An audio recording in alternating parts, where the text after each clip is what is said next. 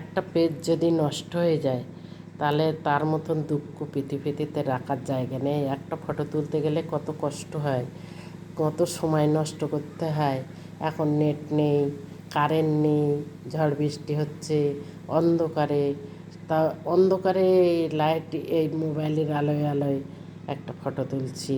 তারপরে নিজে একটু কাপড় চোপড় পরলাম, তাহলে এই কষ্ট করে একটা ভিডিও করি আমরা ছাড়ি, সেই ভিডিওটা যদি সবাই না দেখে তা কত দুঃখ লাগবে মনের মধ্যে।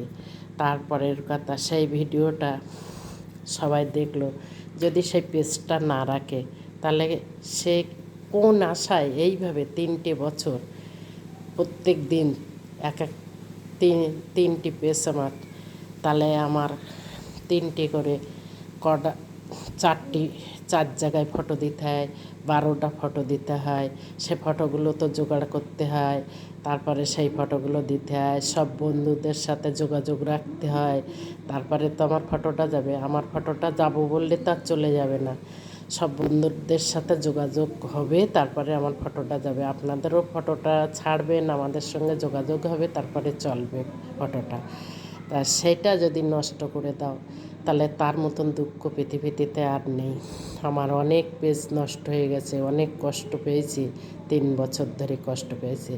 তাই বলতে চাই, কাউকে এরকম কষ্ট দিও না, কেউ কারোকে ক্ষতি করো না। অনেক কষ্ট করে একটা ভিডিও করতে হয়, যারা করো তারা তো জানো যে কত কষ্টের ভিডিও আর কত কষ্ট করে একটা ফটো তুলতে হয়।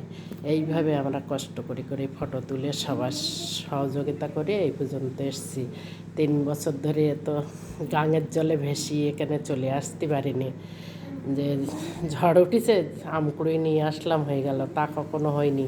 3 বছর এখানে কষ্ট করতে হয়েছে, তারপরে এই জায়গায় আসতে পেরেছি। তা সবাই কেউ কারো ক্ষতি না করে, সবাই এইভাবে সহযোগিতা করে এখানে চলে আসো। সবাই আসতে পারবে, এখানে কেউ ছোট বড় কিছুই নেই, সবাই সমান। আসতে পারলে সবারই সময় ভালো এসে যাবে। কেন